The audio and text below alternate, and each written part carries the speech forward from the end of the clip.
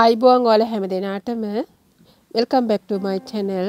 So today I would like to share with you how to create this beautiful maxi dress design.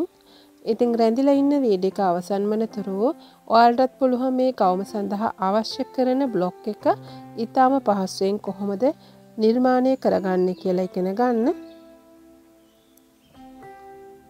ඉතින් මේ සඳහා මම පාවිච්චි කරන්නේ බුලුරක් රහිතව බේසික් බ්ලොක් එක.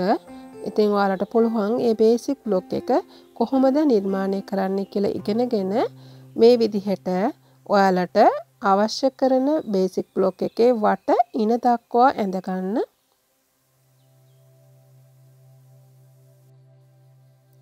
ඉතින් මේ විදිහට ඉන ඩාට් එකත් ඒ වගේම සයිඩ් ඩාට් එකත් ඔයාලා පිළිවෙලින් ඇඳ ගන්න ඕන. මේ ගවුම සඳහා අඟලක පමණ බෙල්ට් කොටසක් මේකට ඇටච් වෙලා තියෙනවා. ඒ නිසා මම ඉන කොටසින් අඟලක් ඒ විදිහට අයින් කෙරුවා.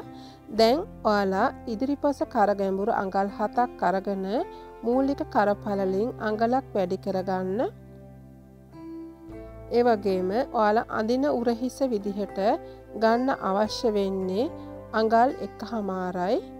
ඔයාලගේ කරපළල සම්පූර්ණව වෙනවා අඟල් 3.5ක්. උරහිසින් අඟල් 1ක් අඩු කරලා අලුත් අත්කට ඔයාලා ඇඳ ගැනීමට අවශ්‍ය වෙනවා. ඉතින් මේ විදිහට අලුත් අත්කට ඇඳ ගන්න. ඉතින් මේ ටික කැපිලා යනවා. දැන් අපිට ක්‍රියේට් කරගන්න අවශ්‍ය වෙනවා අපේ උරහිස ඩාටය. දැන් බස් පොයින්ට් එකේ ඉඳලා ඔයාලා මේ අඟල් 1.5ක් අඳින උරහිසට ගත්තනේ. මෙන්න මේ විදිහට රේඛාවක් ඇඳගෙන එනවා. දැන් අපිට අවශ්‍ය වෙනවා මේ පතුරම වට කපා ගන්න. බෙල් කොටස කපලා පැත්තකින් තියාගන්න. ඊට පස්සේ අපි අංශ ඩාටය කපලා ඒකේ අගය අයින් කරලා අපි උරහිස ඩාටය ඕපන් කර ගන්නවා.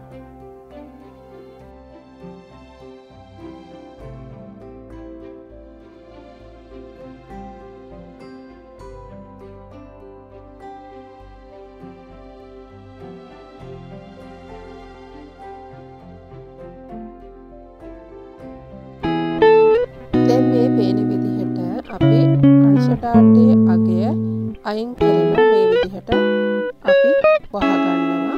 දැන් ඔයාලට පේනවා අපේ උරහිස ඩාටයක් මෙතන ඇති වෙලා තියෙනවා. දැන් අපි ඉන ඩාටයත් කපලා ඉවත් කරනවා. දැන් මේ විදිහට අපිට කොටස් දෙකක් නිර්මාණය වෙලා තියෙනවා. ඉතින් මේ විදිහට ඔයාලා මාක් කර ගන්න ඕන. මොකද මේ මහනකොට මේ පොයින්ට්ස් හරියට ලං වෙලා තියාගන්න ඕනේ. දැන් මම මේ බෙල්ට් එකට ගන්න කොටසේ ඩාට් අගය කපලා ඉවත් කරනවා. මේ විදිහට ඒ අඟල මම මේ විදිහට වහ ගන්නවා. එතකොට මට ඉන ඩාටය අයින් වෙලා තමයි තියෙන්නේ.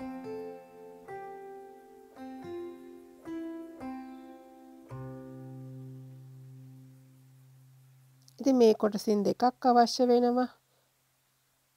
ඒ වගේම ඔයාලට පුළුවන් අංශෙනුත් 8/3ක් පමණ කපලා ඉවත් කර ගන්න.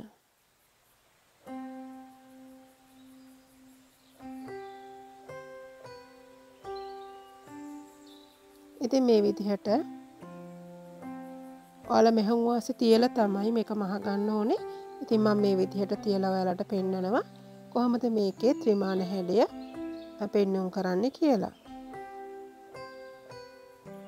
ඉතින් ඔයාලා මතක තියාගන්න ඕන අපි මේ මූලික පතුරම් හදනකොට ඉන ඩාට් එකට අඟල් 1යි ඒ වගේම සයිඩ් ඩාට් එකට අඟල් 1ක් දීලා පොදුවේ තමයි මේ බේසික් බ්ලොක් හදලා තියෙන්නේ.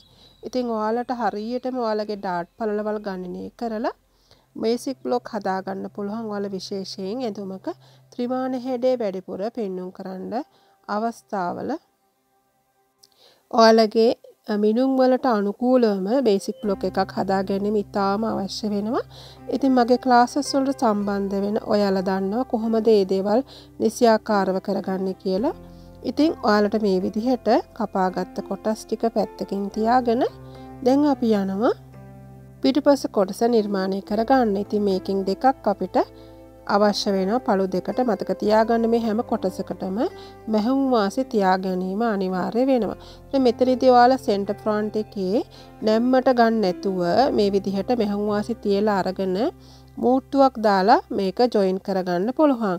ඉතින් ඒ විදිහට විශේෂයෙන් ඉරි සහිත රෙද්දක් වල පාවිච්චි කරනවා නම් ලස්සන ඩිසයින් එකක් නිර්මාණය කරගන්න පුළුවන්. දැන් අපි පිටුපස කොටස තමයි නිර්මාණය කරගන්න යන්නේ. ඉතින් මේ විදිහට ඔයාලා බුරුලක් රහිතව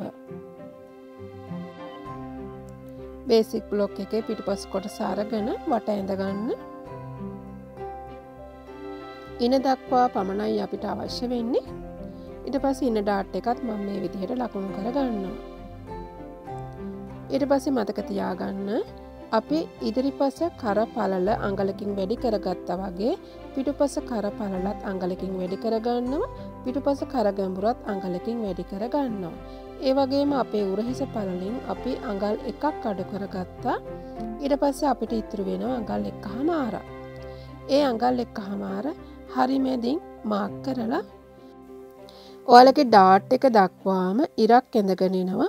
අපි උරහිස ඩාට් එක මෙතන ඕපන් කරගන්න අවශ්‍ය නිසා ඒ වගේම ඉදිරිපසින් අපි බෙල්ට් එක සඳහා අඟලක් කපලා ඉවත් කරගත්තා වගේම අපි පිටුපස සඳහාත් ඒ අඟලම අපි කපලා ඉවත් කරගන්නවා පතුරමින්. දැන් මේ විදිහට පිටුපස ඩාටේ ඉඳලා අපි දැන් අඳින උරහිසට ගත්ත අඟල් 1.5 හරි මැදින් බෙදෙන අංශය දක්වා රේඛාවක් ඇඳගෙන එනවා.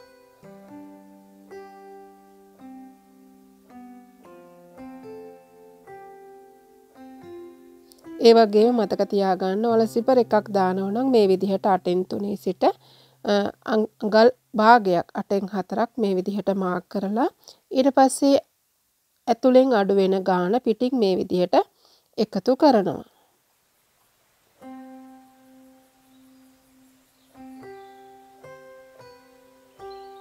දැන් මේ ගවුම සඳහා අනිවාර්යයෙන්ම සිපර් එකක් අපිට පාවිච්චි කරන්න වෙනවා.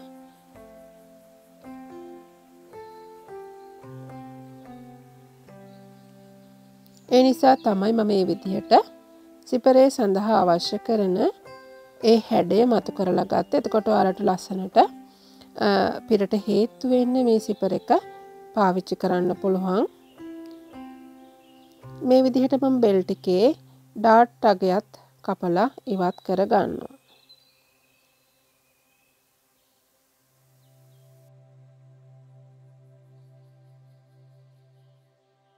දැන් ඔයාලට අවශ්‍ය වෙනවා මේ විදිහට ඉනේ ඩාට් අගය කපලා ඉවත් කරලා උරහිස ඩාටය ඕපන් කරගන්න. ඉතින් මතක තියාගන්න මේ හැම දෙයකටම පිළිවෙලට මෙහෙම වාසිය තියාගන්න ඕනේ. ඉතින් මේ විදිහට මම සිපරේ කොටසට මෙහෙම වාසිය තියාගන්නකොට ඇලේටම තමයි මෙහෙම වාසිය තියාගන්න ඕනේ. නැත්නම් ඒක මැච් වෙන්නේ නැහැ. ඒ ගැන අවබෝධයෙන් ඔයාලා මෙහෙම වාසිය තියාගන්න ඕනේ.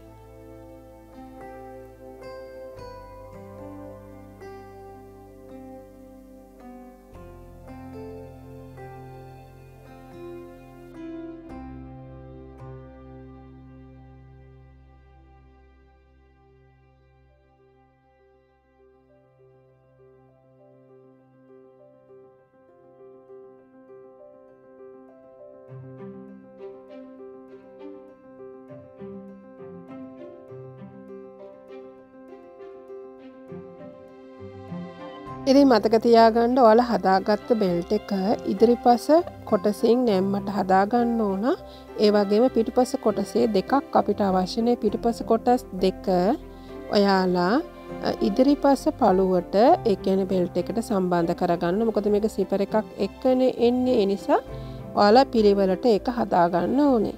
ඉතින් ඔයාලට මේක අල්ල ගන්නකොට ඕනනම් ෆේසින් කොටසක් ඇතුළට දාලා කරගන්නත් පුළුවන්. එහෙමත් නැත්නම් ඔයාලා ගන්න ඒ බෙල්ට් එකට අමතරව මෙහෙම වාසි භාගේ දෙපැත්තෙන් තියලා රෙද්දටම තියලා ඒ කියන්නේ කඳ කොටසටයි සායි කොටසටයි ෆේසින් නැතුව අල්ලා ගන්නත් පුළුවන්.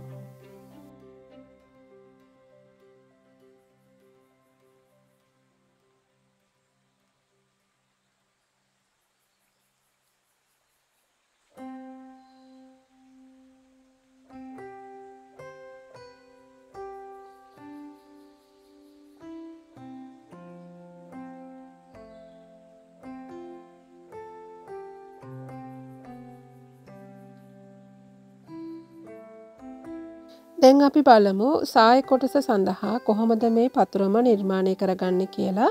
ඉතින් ඔයාලගේ දැන් මේ සාය නිර්මාණය කරගන්නකොට අපි බුරුලක් රහිතව ඒ කියන්නේ ඇඟේ ගානට මේක නිර්මාණය කරගත්තේ. එතකොට මගේ ගත්ත මීනුම වෙනවා ඉනවට අඟල් 26ක්.